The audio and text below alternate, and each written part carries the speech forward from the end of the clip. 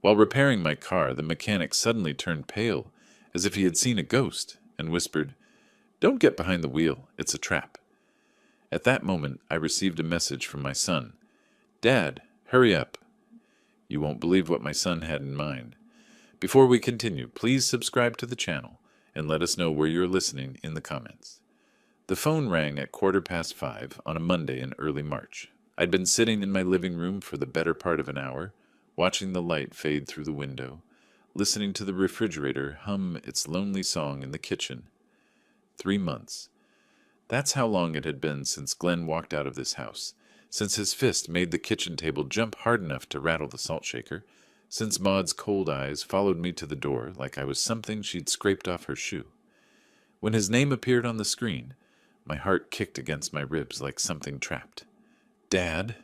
His voice came through warm, almost apologetic, softer than I'd heard it in years. "Maud and I have been talking. We miss you. Come for dinner tonight. She's making pot roast, your favorite. The one with those little potatoes you like." I should have been skeptical. Any reasonable person would have been. But I wasn't reasonable in that moment. I was just a 63-year-old man tired of the silence. Tired of eating frozen dinners alone at a table meant for four back when Sarah was alive. When Glenn was young and still looked at me like I knew things worth knowing, like I was someone worth respecting. "I'd love that, son," I said, maybe too quickly, too eagerly. "What time should I be there?" "7 sharp. Don't be late. Everything will be ready and waiting for you." After we hung up, I sat there holding the phone in both hands, feeling something like relief wash through me in waves. My chest felt lighter than it had in months. Then the memory surfaced, sharp and uninvited. Glenn's face gone red, veins standing out in his neck, spit flying when he shouted, $35,000. That's nothing to you. You're sitting on retirement accounts, and the house and everything, and I'm your son." His voice had been raw, desperate, edged with something uglier. "I'm drowning here, and you're hoarding money like some miserable old man." I'd stayed calm. Decades of auditing state budgets taught me that. How to keep my face neutral when someone was lying to me, stealing, cooking the books. "Glenn, I can't hand over that kind of money for something you can't even explain clearly. You said investment opportunity, but you won't tell me what it is. If you need help, real help, let's sit down with actual numbers, real plans. I'm your son. That money will be mine someday anyway. Why not help me now when I actually need it?" That's what had made me go cold inside. Not the anger, but the entitlement. The assumption that my life, my savings, everything I'd worked for was just an inheritance he was waiting to collect. He'd stormed out, shoulder slamming the doorframe hard enough to leave a mark I still hadn't repaired. Maud had lingered in the doorway, her expression unreadable but far from warm. She hadn't said a word, just looked at me with those flat eyes and followed him to their car. I pushed the memory away, stood up from the couch where I'd worn a depression into the cushions over the past months, and headed for the shower. My son had called. My son wanted me there. Maybe family could heal after all. Maybe I'd been too rigid, too much the auditor, and not enough the father. By 6 o'clock, I was dressed in a clean blue button-down Sarah had bought me years ago, keys in hand, wallet in my back pocket. The garage smelled like concrete dust and old motor oil. Tools I barely knew how to use hung on a pegboard my neighbor had helped me install. I climbed into my 2019 Honda Accord, reliable, practical, the kind of car a retired auditor drives. I turned the key. The starter cranked, strong and normal sounding, turning over like it always did, but the engine didn't catch. I tried again, pumping the gas pedal. Same result. The dashboard lit up perfectly. Battery fine. Fuel gauge showed 3/4 full. I popped the hood, stared at the engine like it might explain itself to me. Nothing looked obviously wrong, but then again, I'd never been good with mechanical things. Numbers, budgets, spreadsheets, those I understood. Engines were a foreign language. My phone buzzed in my pocket. "Glenn." "Dad, we're waiting. Don't be late." Frustration crawled up my spine like something with claws. I didn't want to disappoint him. Not now. Not when we were finally reconnecting after 3 months of silence that had felt like 3 years. I called a tow service, gave them the address, and paced my driveway while the dispatcher promised 20 minutes. The asphalt was cracked under my feet. spiderwebs of damage spreading, something else I'd been meaning to fix since Sarah died, but never got around to. Everything around me was slowly falling apart. Another text buzzed. "Everything's ready." I typed out an explanation about the car, deleted it because it sounded like an excuse, typed it again. My hands were shaking slightly, a tremor I'd noticed more lately. Age, probably. Stress. When the tow truck finally arrived 40 minutes later, I climbed into the cab and gave the driver directions to Werner's Auto Repair, the only place I knew that might still be open this time of evening. "Happens sometimes with these newer cars," the driver said, glancing at me in the rearview mirror. He had a round face, friendly. "All those sensors and computers and emissions equipment. One little thing goes wrong, whole system shuts down. Werner's good, though. He'll figure it out quick." "I hope so," I said, staring out the window as my neighborhood slid past. The houses I'd watched families grow up in, the street where I'd taught Glenn to ride a bike. I really need to get somewhere tonight. It's important. The whole time, riding in that truck with my Honda hooked up behind us like a corpse being dragged, one thought circled through my head on an endless loop, a 3-month silence broken by a dinner invitation. I should be skeptical, but I'm not. I'm just tired of being alone in this house where every room reminds me of Sarah, tired of wondering if I was too hard on him, if I should have just given him the money and not asked questions. He's my son, my only child, the only family I have left in this world. If he's reaching out, I have to reach back. I have to believe there's still something worth saving between us. The tow truck pulled into Werner's Auto Repair at 7 o'clock exactly. Lights blazed inside the shop, harsh and industrial. A man in grease-stained coveralls was wiping his hands on a red rag, watching us pull in. The driver released my Honda from the flatbed with a mechanical groan and the screech of metal on metal. I climbed down from the cab, my knees protesting after sitting, and approached the mechanic. "Joe Werner, I called about my car. It's urgent. I need to get somewhere tonight. My son's expecting me." Joe nodded slowly, studying the Honda. "Let me get it up on the lift. Take a proper look." He gestured toward a scuffed door. "There's coffee in the waiting room if you want. Might be old, but it's hot. Won't take long." The waiting room smelled like burnt coffee and rubber. Cracked plastic chairs lined one wall. Through a scratched window, I could see Joe positioning my car on the lift. I sat down and pulled out my phone. 7:23. "Glenn. Dad, where are you?" 5 minutes later. "The food's getting cold. Then we're waiting for you." Each message felt more insistent, demanding. I typed apologies, tried to explain. My fingers felt thick on the screen. 25 minutes crawled by. I watched Joe work beneath the lift, methodical and focused. Then he straightened fast, and even through the window, I could see something was wrong. The color had drained from his face. He stood there staring at something under my car, then walked toward the waiting room. When he pushed through the door, his hands were trembling. "Mr. Gray," his voice was strained, "you need to see this. Right now." I followed him into the shop. The overhead lights were harsh, making everything look exposed. Joe pointed his flashlight at the brake lines. Even I could see it. A clean cut. Deliberate.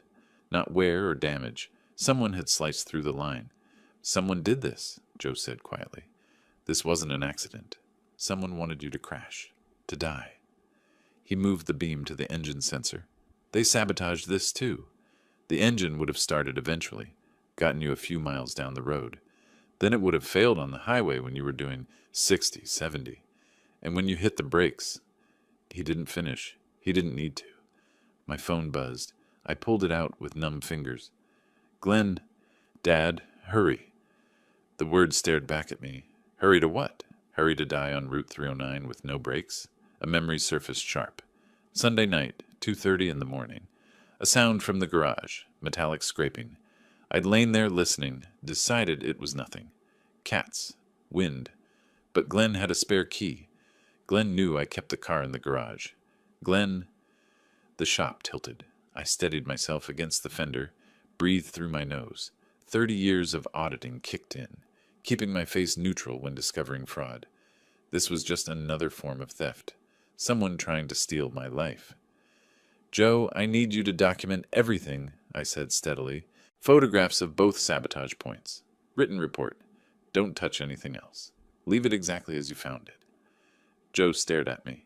Mr. Gray, we need to call the police. This is attempted murder. Whoever did this. I know what it is, I interrupted quietly, and I will handle it. But first, complete documentation. You know who has access to your garage? Joe's voice grew careful, suspicious. Who'd want you dead? Can you keep the car here overnight? Don't repair anything. Just photograph it, document it. I walked outside into the cool March air. The parking lot was empty. I paced, letting the cold clear my head. Through the window, I could see Joe photographing everything, writing notes. My phone buzzed again. Glenn. Dad, hurry. I stared at the message for 5 minutes. $35,000. That's what he'd asked for 3 months ago. I'd said no. Was that when he decided? Or earlier, when Sarah died and he realized he wasn't inheriting yet because I was still alive? How long has my son been planning to kill his own father? I typed. Mechanical problems. Won't make it tonight. Sorry. His response came within seconds. When can you come? That speed told me everything. He was waiting. They were both waiting at that table, wondering why their plan had failed. I'll let you know. Joe emerged with printed photographs and handwritten notes. What do you want me to do with this? I took the documentation, folded it into my jacket pocket. The paper crinkled against my chest. I need to rent a car. Anywhere nearby still open? He gave me an Enterprise address 3 blocks away. I opened my rideshare app. 8:05. 6 minutes away. The phone buzzed once more. Glenn. Dad? My thumb hovered over the keyboard. I could see it all now. The whole picture an auditor should have spotted. The invitation wasn't reconciliation. It was an execution. Get me in the car. Get me on the highway. Let the sabotage work. An accident. A tragedy. They'd inherit everything. House, savings, life insurance. Clean and simple. I closed the app without responding. The rideshare was 2 minutes away. I had somewhere to go, someone to see. Glenn was going to wait, just like I'd waited 3 months for a phone call I should never have answered. Just like he'd been waiting for me to die on the highway tonight. But I wasn't dead, and now I knew exactly who'd tried to kill me. The documentation felt heavy in my pocket as headlights swept across the parking lot. My ride had arrived. I climbed into the back seat, gave the driver the rental car address, and stared out the window at the passing streetlights. My reflection looked back at me, a 63-year-old man who'd just discovered his son wanted him dead. The auditor in me was already working, cataloging evidence, building a case. But underneath that professional calm, something else was growing, something cold and patient, something that knew how to wait, how to plan, how to find the weak spots in someone's defenses. Glenn had made a mistake tonight. He'd failed to kill me, and now I had time to think, time to plan. Time to make sure he paid for what he'd tried to do. The rideshare dropped me at Enterprise Rent-A-Car 3 blocks from Werner's shop. Fluorescent lights buzzed overhead while a young clerk processed my license and credit card, barely glancing up from her screen. 20 minutes later, I sat behind the wheel of a silver Toyota Camry that smelled like fake pine and strangers. My phone lay on the passenger seat, screen dark. Glenn's messages sat there unread, unanswered, burning like accusations I wasn't ready to face. I pulled onto the main road heading north. Lansdale was 30 minutes away through suburban sprawl and traffic lights. My hands were steady on the wheel, but my mind was working overtime, running calculations the way it had for 40 years in government audit offices. Motive clear. My estate was worth over $600,000. The house in Chestnut Hill appraised at $480,000 last year. Savings accounts, retirement funds, life insurance policy for $100,000 I'd kept since Glenn was born. All of it flowing to him when I died. Except I wasn't supposed to die, of old age. I was supposed to die Monday night on Route 309, when my brakes failed at 60 miles per hour. Means equally clear. Glenn had the spare key to my house. I'd given it to him years ago when I still trusted him, back when he was someone who'd check on me if I didn't answer the phone. He knew my schedule, knew I kept the car in the garage, knew that side door latch had been broken since winter. Opportunity? This past weekend. Saturday I was at the grocery store for 2 hours. Sunday morning at the farmer's market. Either time he could have slipped in, done the work, slipped out. The metallic scraping at 2:30. Sunday morning, that must have been him leaving, closing the door too hard, making noise he thought I wouldn't hear. The pieces aligned with mathematical precision. Every data point fit. A traffic light turned red. I stopped, stared at it without really seeing the color. 3 months ago, that argument in my kitchen wasn't just about money. It was a threat I'd been too stupid or too hopeful to recognize. Glenn's voice echoed in my memory, louder now. "You're sitting on a pile of money while I'm drowning in debt." The kitchen table jumping under his fist. And behind him, Maud with her arms crossed and her face carved from ice. No attempt to calm him down, no mediation, just cold calculation in those flat eyes. Then Glenn's parting words. "It'll all be ours eventually anyway. Not mine, ours, present tense, not future. Not talking about inheritance decades away, talking about this week, this month." I'd heard it then, but filtered it through a father's assumptions. I should have been listening like an auditor. Lansdale streets were quiet when I arrived just after 9. Modest two-story homes from the 80s lined both sides, most with their lights dimmed for the night. I found Glenn's house halfway down Maple Street, every window blazing like it was on display. I parked around the corner where I could see their living room, but they couldn't spot the car. Pulled out the small notebook I'd carried for 30 years, flipped to a clean page, noted the time. Old habits. Through the window, Glenn paced back and forth, phone pressed against his ear. Maud stood by the dining table, gesturing sharply. Even from here, I could read the frustration in her posture. Quick movements, pointing at him at the phone, shaking her head. I adjusted the rearview mirror, settled in to watch. My phone stayed in my pocket. 20 minutes passed. The scene inside didn't change much. Glenn checking his phone obsessively, Maud growing more agitated. But it was what I didn't see that confirmed everything. No dinner on the dining table, no pot roast, no little potatoes, no reconciliation meal. Instead, papers were spread across the surface in neat stacks. Even from outside, I recognized the format. Legal-sized documents, multiple pages, the kind I'd reviewed thousands of times. Estate paperwork, property transfer documents. They weren't preparing dinner. They were preparing to inherit. The meal was fiction. The forms were ready and waiting for news of my death. I took photos through the window with my phone. Evidence, documentation, the auditor's instinct to record everything. Glenn checked his phone again, showed the screen to Maud. She threw up her hands, said something sharp. He responded, defensive. They were waiting for a call, from police, from a hospital, from someone reporting an accident. They were waiting for confirmation their plan had worked. My hands tightened on the steering wheel until my knuckles ached. This was my son, the boy I'd taught to ride a bike, to throw a baseball, to balance a checkbook. The man I'd helped through college, through his wedding, through the early years when money was tight. And he'd stood in my garage 2 nights ago with a blade in his hand, methodically cutting through brake lines while I slept upstairs. Not in rage, not in passion. With premeditation and paperwork. The man I'd raised didn't exist anymore. Maybe he never had. I wrote in my notebook. 8:47 p.m. Glenn pacing, phone active. Maud controlling, frustrated. Papers on table. Legal documents, estate transfer format. No dinner preparations, expecting notification of death. Professional detachment. That's what got me through 40 years of finding embezzlement, fraud, theft. You can't let emotion cloud the evidence. The numbers tell the story. The timeline reveals the truth. Subject demonstrated clear motive, means, and opportunity. Evidence supports premeditated attempt on target's life. Subject poses continued threat to target's safety and assets. Recommendation, protective action required. I started the engine, pulled away from the curb without turning on headlights until I'd rounded the corner. Already thinking strategically. Already covering my tracks. The highway back to Chestnut Hill stretched empty under sodium lights. I drove exactly the speed limit, signaled every lane change, hands steady despite everything.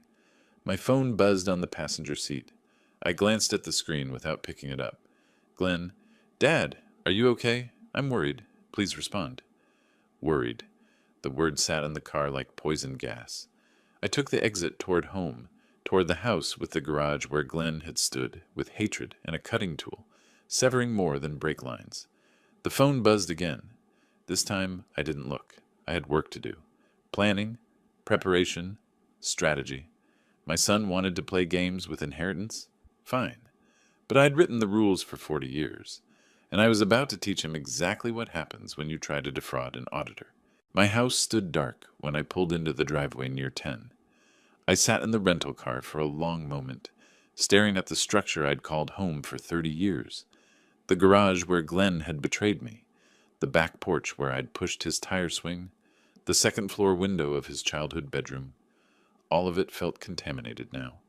I got out, locked the car, entered through the front door, didn't turn on lights, walked through darkness to the kitchen, and sat at the table where Glenn's fist had made the salt shaker dance 3 months ago. Then I began to think.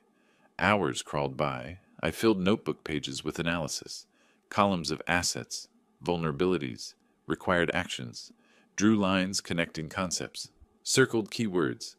This was what I'd done for 4 decades. Trace the money, find the weakness, build the case. By dawn, I had a framework.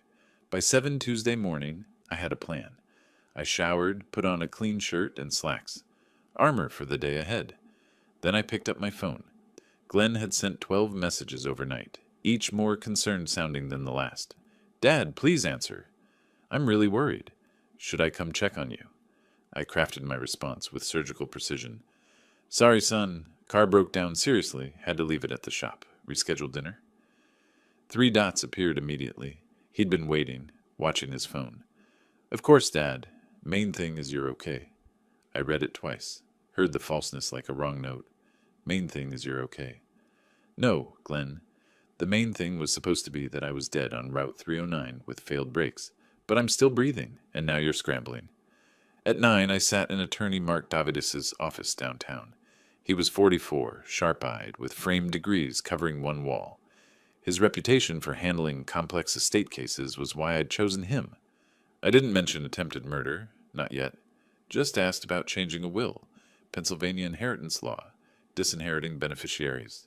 Davis explained the process, made notes, then looked up. "Pretty straightforward, Mr. Gray. You can disinherit anyone if you make your intentions clear in the document. But families can challenge." "What if the person I'm disinheriting tried to hurt me?"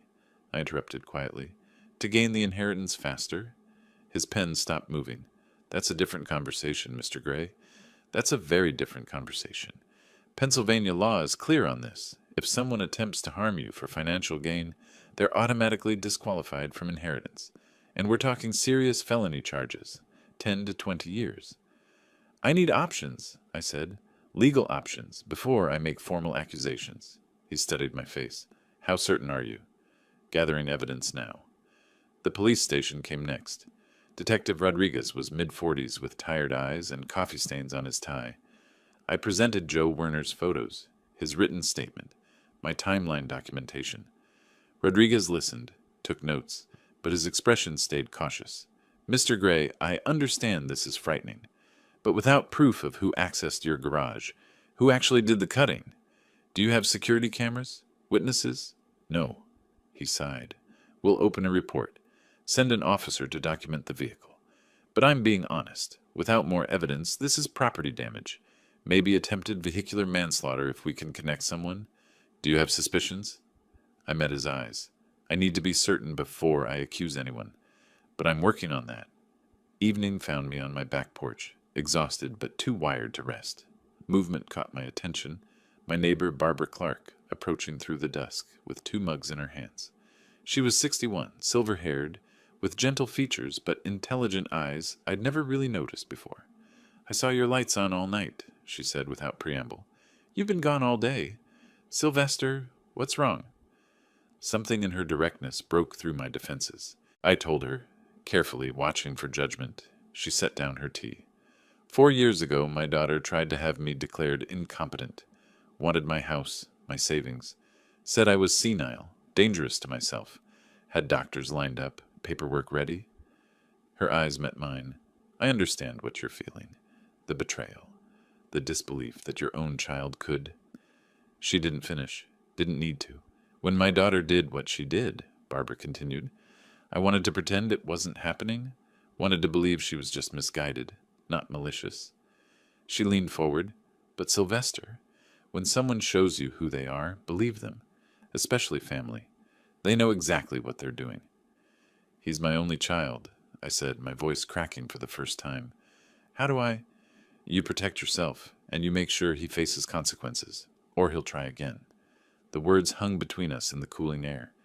I spent 40 years exposing fraud, I said finally, following money trails, finding truth in numbers. But I never thought, he's my son. I changed his diapers, taught him to ride a bike, and now I'm building a case against him like he's just another file number. Barbara took my hand. He stopped being just your son when he cut those brake lines. You're not betraying him. He betrayed you. Remember that. Midnight approached.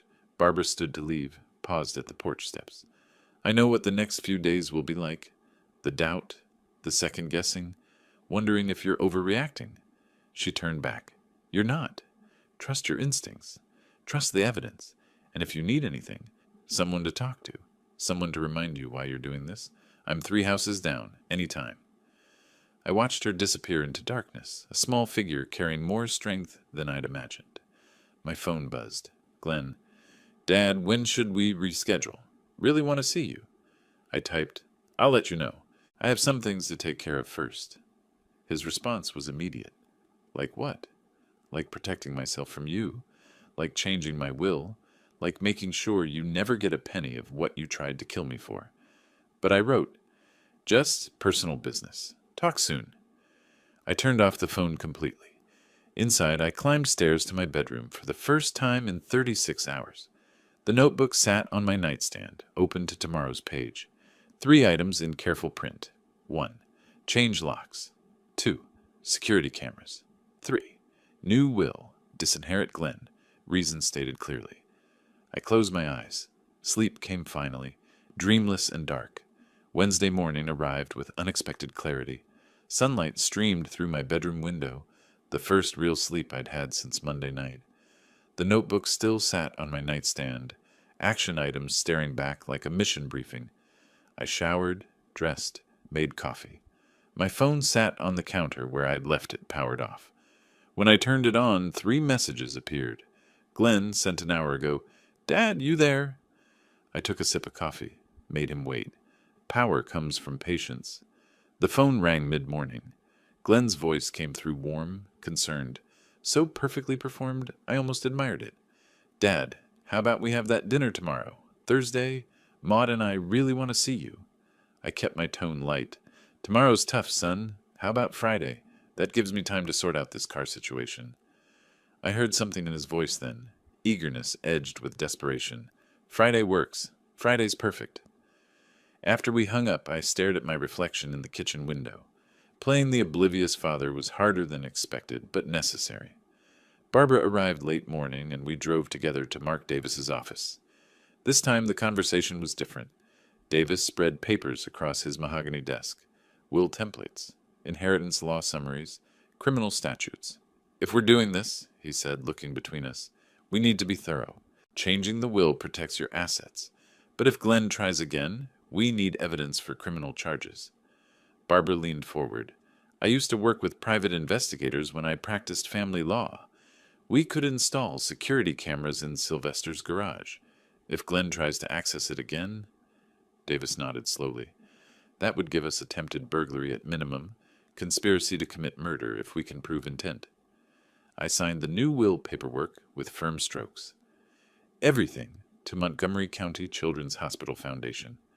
Glenn gets $1. The reason stated simply, for causes known to my son. Afternoon brought Carlos Mendoza, a private investigator Barbara knew. He was 48, quiet, carried a black equipment bag. In my garage, he installed 2 HD cameras, one above the main door, one covering the workbench where my Honda now sat, returned from Werner's shop. Motion activated, Mendoza explained. Infrared for night vision. Cloud storage so footage can't be destroyed. If someone comes in here, we'll have video, timestamps, everything. 3 hours. Cost $1,200. I wrote the check without hesitation. Cheaper than a funeral. A locksmith arrived next, changed all my locks. Front, back, garage side entrance. New keys, new deadbolts. $380. The physical security mattered, but the message I sent next carried real weight. I texted Glenn. Son, I found that spare key you left here years ago. Want me to return it? Three dots appeared, disappeared, appeared again. Glenn was struggling with his response. Finally, no, Dad. You keep it. I smiled grimly. He knew the spare key was how he'd gotten in Sunday night. Knew I'd just told him I'd discovered the access point. Now he knew I was paying attention, even if he didn't realize how much. Evening settled soft and warm. Barbara invited me to her porch. We sat in wooden chairs that creaked comfortably, watching stars emerge in the darkening sky. Neither of us spoke for a long time. Finally, Barbara reached over and took my hand. Her palm was warm, slightly rough from gardening. "You're not alone in this," she said quietly.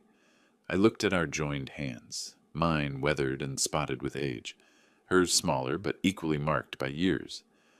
"I haven't felt this connected to another person in a long time," I admitted. "Since before my wife passed. I thought that part of life was over." Barbara squeezed gently. "Maybe it's just beginning again, in the worst circumstances, but beginning nonetheless." We sat like that as darkness completed its arrival, two people who'd been betrayed by their children, finding unexpected comfort in each other. The stars multiplied overhead. Barbara's porch light was off, giving us privacy. A dog barked once down the street, then quieted. I became aware of the warmth of her hand, the subtle scent of lavender soap, the comfortable weight of her presence. "I should go," I said, not moving. "Let you get some rest." She turned to look at me, face barely visible in starlight. "Or you could stay a bit longer. I'm not tired." Neither was I. Tired of fighting, maybe. Tired of being alone, certainly, but not sleepy. We remained seated as the night deepened. When I finally stood to leave, she walked me to her front gate. "Friday," she said, "when you go to that dinner with Glenn, be careful. The cameras are running. The will has changed. I'll be fine." She touched my arm. I wasn't talking about physical safety. I meant emotionally. Facing him, pretending everything's normal. That's going to be harder than you think. She was right. I knew she was right. But Friday was coming whether I was ready or not. Thursday morning brought official confirmation. Mark Davis called at 9:30. "It's done," he said without preamble. "Your new will is executed, notarized, and registered. I've placed a copy in my office safe, and I'm sending another to your bank's safe deposit box today." I stood in my kitchen, phone pressed to my ear, feeling something shift inside. Not quite peace, but a kind of structural security, like a building finally bolted to its foundation. "Thank you, Mark. One more thing. The will explicitly states the disinheritance reason, for causes known to my son. When this comes out, and it will eventually, that phrase tells the world you had specific reasons. It protects against challenges." After the call ended, I poured a second cup of coffee and considered my next move. Late morning, I called Glenn, kept my tone casual, rambling, the way an older man might talk about mundane worries. "Son, I've been thinking. This house is getting too much for me. Too many rooms, too much yard work. I met with a financial advisor yesterday about selling, maybe moving into one of those nice senior living communities. Activities, maintenance included." Glenn interrupted, voice tight. "Dad, why would you sell? The house is beautiful. It's your home." I continued as if I hadn't heard the tension. "I could get maybe $450 for it, possibly $500 if the market's good. That would let me live comfortably, maybe take some trips. Europe, Alaska. I've always wanted to travel." I heard him breathing on the other end, could almost feel the panic transmitting through the line. "We should talk about this," Glenn said carefully. "At dinner tomorrow, before you make any decisions." Perfect. That evening my phone rang. Unknown number. I answered, and Maud's voice came through. The first time she'd called me directly in months. Her tone dripped artificial sweetness. "Sylvester, Glenn mentioned you're thinking of selling the house. I wanted to reach out. You know I work in real estate. I could handle the sale for you, get you the absolute best price. Family discount on commission, of course." I played along, elderly and trusting. "That's kind of you, Maud. I'll certainly consider it." She pushed. "These senior communities, they can be expensive. You want to make sure you're not depleting your savings too quickly. Maybe we could sit down, look at your finances together." There it was. She wanted to see my complete financial picture. Wanted to know how much they were losing by my continued survival. I'll think about it, I said mildly. Talk to you tomorrow at dinner. When I hung up, I was smiling, not with warmth, but with grim satisfaction. Afternoon brought a courier to my door. Registered mail from Davis's office, copies of the new will, notarized certificates, registration confirmation. I read through them carefully. Every paragraph reinforced the same message. Glenn receives $1, the rest to charity. Reason stated for legal protection. I drove to my bank, placed the documents in my safe deposit box alongside Sarah's jewelry and the house deed. The vault was cool, quiet, secure. When the metal door clicked shut, I felt the satisfaction of a strategic position fortified. That evening, I explained the day's events to Barbara over tea at my kitchen table. She listened with the careful attention of someone who understands legal maneuvering. Maud called you directly, she said, stirring honey into her cup. That's desperation. They know something's changed, but they don't know what. They're scrambling? I nodded. Tomorrow's dinner is going to be interesting. Barbara set down her spoon, looked at me seriously. Can you do it?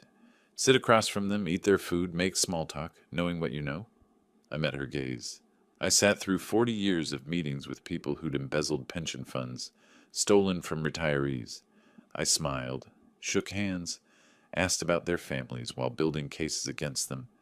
I can handle dinner with my son. We moved to preparing dinner together. Simple pasta, salad, a bottle of red wine Barbara brought. The domesticity felt strange and natural at once. Barbara stirred sauce while I chopped vegetables. Our shoulders brushed as we passed. Conversation flowed easily. Memories of better times. Careful sharing of pain. Moments of genuine laughter. After dinner, as we cleaned dishes side by side at the sink, Barbara turned to me. Thank you, she said softly, for letting me be part of this. I know you could have faced it alone. I set down the dish towel. I'm glad I didn't. We were close, the air between us charged with something neither of us had felt in years. I leaned in slowly, giving her time to pull away. She didn't. The kiss was gentle, tentative, carrying both sadness and hope. Two people who'd been wounded, finding comfort in each other. When we parted, Barbara's eyes were bright. Well, she said with a small smile, that happened. I touched her face gently. Is it okay that it happened? More than okay, she whispered. We stood at my front door later, Barbara preparing to walk home. The night air was cool, carrying the scent of early spring growth. Tomorrow, she said. Tomorrow, I confirmed. Dinner with Glenn and Maud. I'll play the concerned, slightly confused elderly father. They'll try to assess whether I'm really selling the house. Barbara touched my chest lightly, over my heart. And you'll be gathering evidence, watching their reactions, building your case. I covered her hand with mine. This is who I am, was, the investigator. Maybe, she said, you just needed the right case, the important one. She rose on her toes, kissed me briefly. Call me when you get home tomorrow night, or come by, whatever you need. After she left, I stood in my doorway, watching her porch light come on 3 houses down. My phone buzzed. Glenn. Looking forward to tomorrow, Dad. We have a lot to discuss. I typed back. Me too, son. Me too. I meant it differently than he thought. He wanted to discuss money, manipulation, control. I wanted to watch them squirm, to gather evidence, to see exactly how far they'll go. Tomorrow night would tell me everything I needed to know. I locked my door, new locks, new keys, and walked through my house, checking the security camera feed on my phone. The garage cameras showed empty space, waiting. Everything was ready. The trap was set. Now I just had to walk into theirs without getting caught. Friday arrived with the weight of inevitability. I spent the day in careful preparation, not physical, but mental, reviewing notes from the week, cut break lines, Glenn's panicked texts, Maud's transparent call. By late afternoon, I was dressed in slacks and a button-down, the uniform of a trusting father. Barbara appeared at my door just before I left. Remember, she said, touching my arm, you're gathering information, not confronting them. Not yet. I nodded, kissed her cheek. I'll call you after.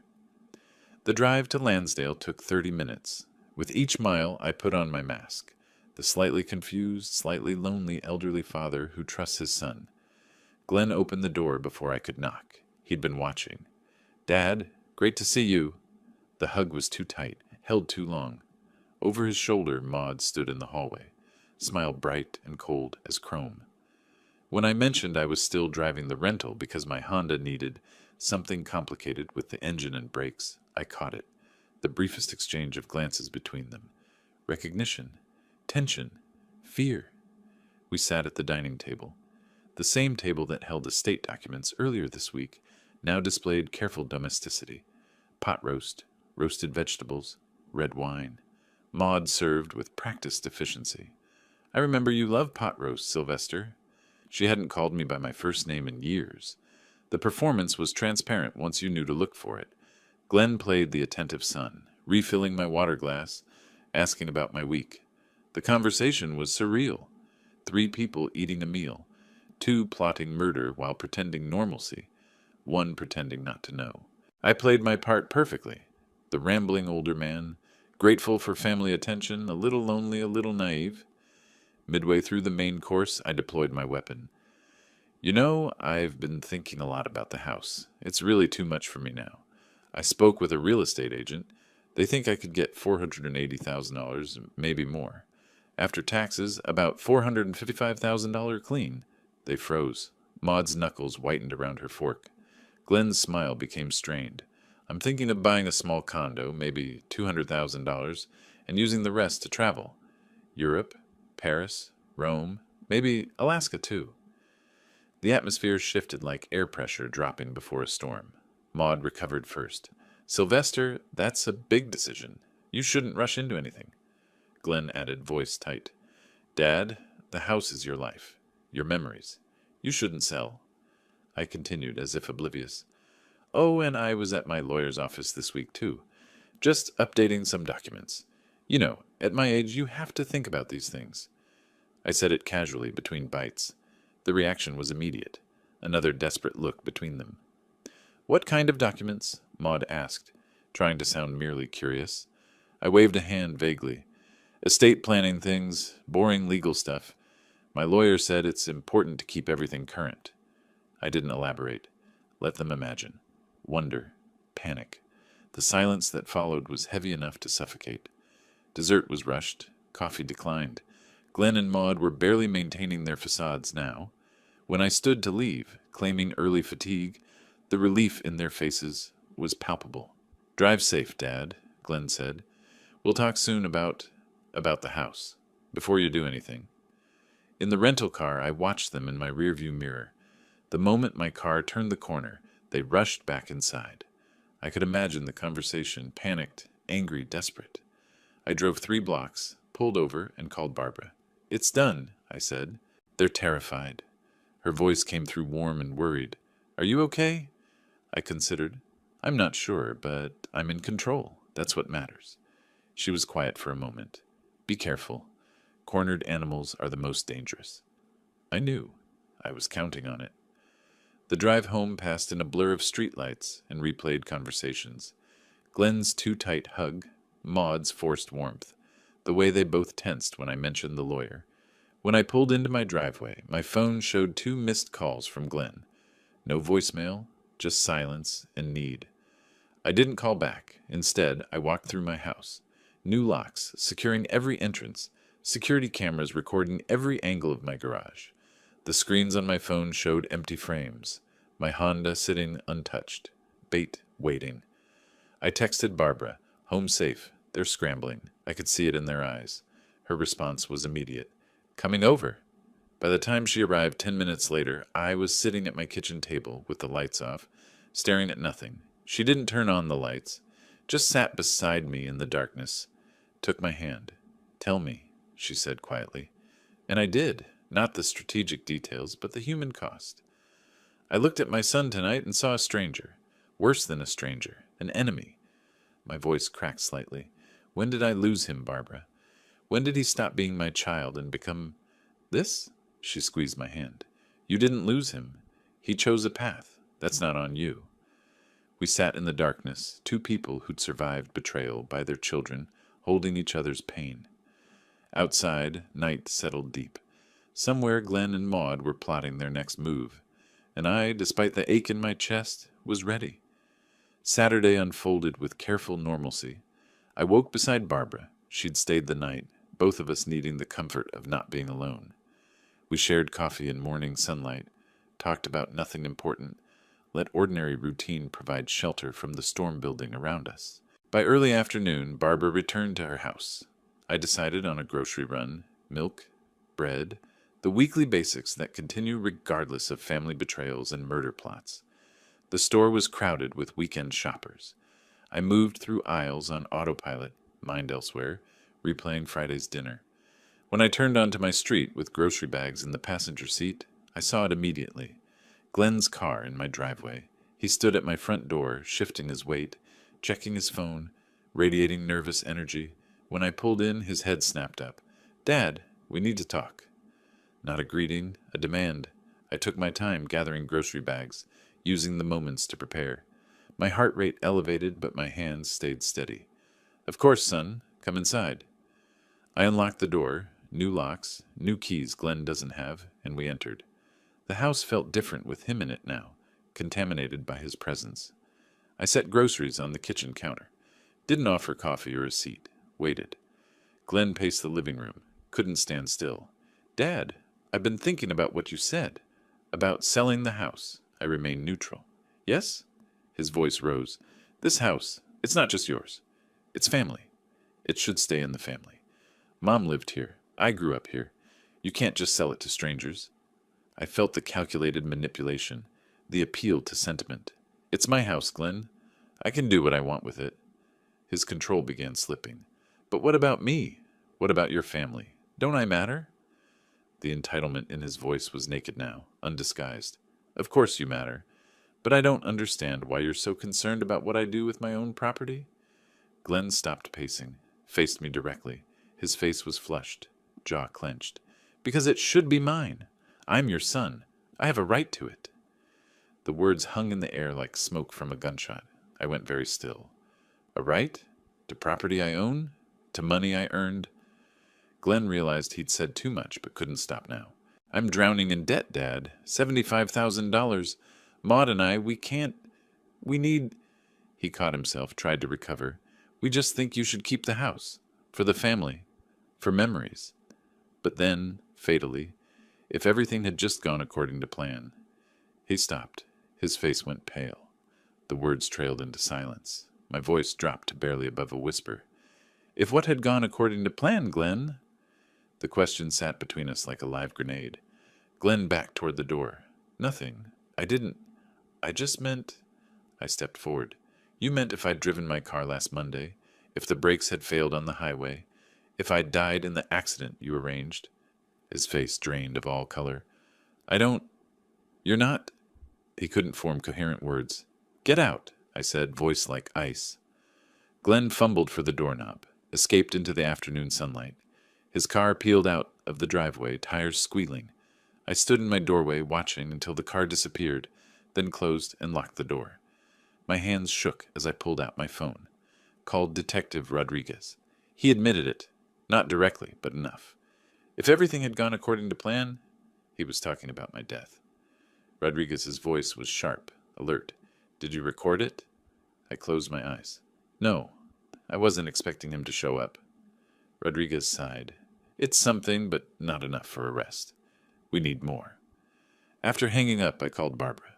She arrived within minutes, found me sitting on my couch, trembling, not from fear, but from the emotional earthquake of hearing my own son essentially confirm he tried to commit murder. Barbara pulled me into her arms. "You're doing the right thing," she murmured. "He made his choice, not you." We sat like that for a long time, me finally allowing the tears I'd held back all week, Barbara holding me through it, saying nothing, just being present. Evening settled over the house. Barbara had made tea neither of us drinks. We sat close on the couch, her arm around my shoulders, my head leaning against hers. "What happens now?" she asked. My voice was rough from crying. "We wait. Rodriguez has his verbal slip on record, but it's not enough for arrest. We need more." Barbara shifted to look at me. "The camera's in the garage. If Glenn tries again..." "If he tries again," I finished, "we'll have him on video. And this time, I'll make sure it's enough to put him away." My phone buzzed on the coffee table. We both looked at it. Glenn's name on the screen.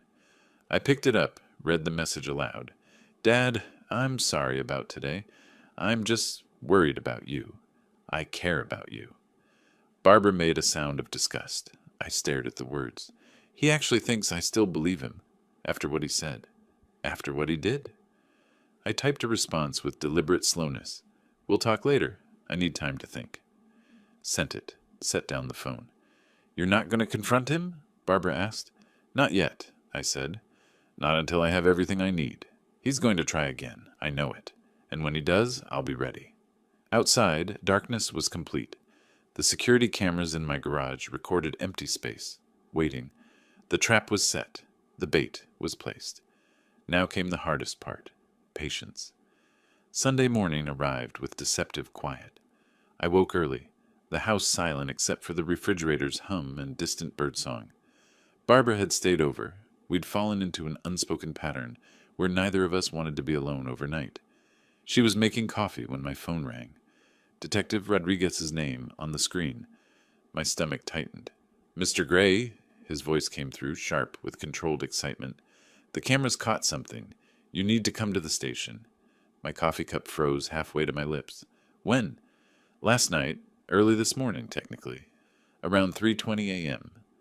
Barbara reached across the table, took my free hand. I squeezed back. I'm on my way. In Rodriguez's office, Barbara and I watched security footage on a monitor. The timestamp read 03:20 a.m. The garage camera showed darkness. Then motion-activated recording began. The side door opened. The lock, visibly damaged, forced entry. A figure entered, immediately recognizable. Glenn. Dark clothes, carrying a small toolbox. He approached the Honda, set down his tools, opened the driver's side door. His hand reached toward the steering column, then froze. Glenn's head turned, slowly scanning the garage. He couldn't see the hidden cameras, but something had alerted him. Instinct, paranoia, the subtle hum of electronic equipment. He stood perfectly still for nearly a minute, then abruptly closed the car door, grabbed his tools, and exited quickly. Never touched the brake system, but the intent was crystal clear. Rodriguez stopped the playback. We have braking and entering. We have him inside your garage with tools, approaching your vehicle, the same vehicle that was previously sabotaged. Combined with the mechanic's documentation of the original brake line cutting, his verbal admission yesterday about if everything had gone according to plan, and the financial motive, he looked at me directly. This is enough for an arrest warrant, attempted murder, breaking and entering, possibly conspiracy if we can tie his wife to it. But I need to ask you directly, are you prepared to press charges against your son? Once we do this, there's no going back. I sat in silence, staring at the frozen image on screen. Glenn's face caught in harsh infrared light, expression tense and guilty. Barbara's hand was warm in mine. I thought about Glenn as a child, learning to ride a bike, graduating high school, getting married. Then I thought about cut brake lines, about sitting at dinner Friday pretending not to know my son wants me dead, about the $75,000 in debt that somehow became more important than a father's life. Yes, I said finally, voice steady. I'm ready to press charges. Rodriguez nodded, picked up his phone. I'll get the warrant. Early afternoon, Rodriguez called. We picked him up at his workplace. He's in custody. I was back home, Barbara beside me on the couch. I expected to feel satisfaction, vindication, something. Instead, there was just hollowness. What happens now? Arraignment Monday. Given the severity, attempted murder of a family member, bail will be set high, if granted at all. His lawyer will probably push for a plea deal. After hanging up, I sat motionless. Barbara asked if I was okay. I didn't know how to answer. The phone rang. Unknown number. I answered. Maud's voice exploded through the speaker. You had him arrested. Your own son. What kind of father are you? Her voice was shrill, borderline hysterical. Years of careful manipulation stripped away, leaving raw fury. He tried to kill me, Maud. Twice. It's on video. She didn't address this. You're destroying his life. Our life. Over what? Money? Because he asked for help? My voice dropped to ice. He cut my brake lines. He broke into my garage with tools to do it again. The police have evidence. You want advice? Get a good lawyer. For yourself, too, if you were involved. I ended the call. Block both numbers. Barbara watched me, said nothing. We moved to the back porch, sat in the late afternoon light. She took my hand. I finally exhaled properly for the first time in a week. The sun set in shades of orange and pink, unseasonably warm for early March. We sat without speaking, watching light fade from the sky. My phone lay on the small table between our chairs, silent now, both Glenn's and Maud's numbers blocked, that chapter forcibly closed. Barbara broke the silence softly. "Tomorrow you'll have to testify at the arraignment. Are you ready?" I considered. I don't know if anyone's ever ready to testify against their own child, but I'll do it. I'll tell the truth. She nodded, didn't push. Somewhere in the city, Glenn sat in a holding cell, beginning to understand consequences. Somewhere else, Maud was probably calling lawyers, calculating her exit strategy, planning how to distance herself from her imprisoned husband. But here, on this porch, I felt something I hadn't felt since Monday evening when my car wouldn't start. Peace. Not happiness, the wound was too fresh for that, but peace. The knowledge that I was safe, that justice was moving forward, that I didn't have to look over my shoulder anymore. Barbara stood, offered her hand. "Come inside. I'll make dinner. Something simple." I took her hand, let her pull me to my feet. Through the window I could see my kitchen, warm light, familiar space, now shared with someone who understands betrayal and survived it. Who's teaching me that survival isn't just about safety, but about choosing to live fully after nearly losing everything. We walked inside together, leaving the darkening evening behind, ready to face whatever tomorrow brings. The week following Glenn's arrest passed in a blur of legal proceedings. Monday's arraignment. Glenn entered the courtroom in orange jumpsuit and handcuffs. Wouldn't meet my eyes.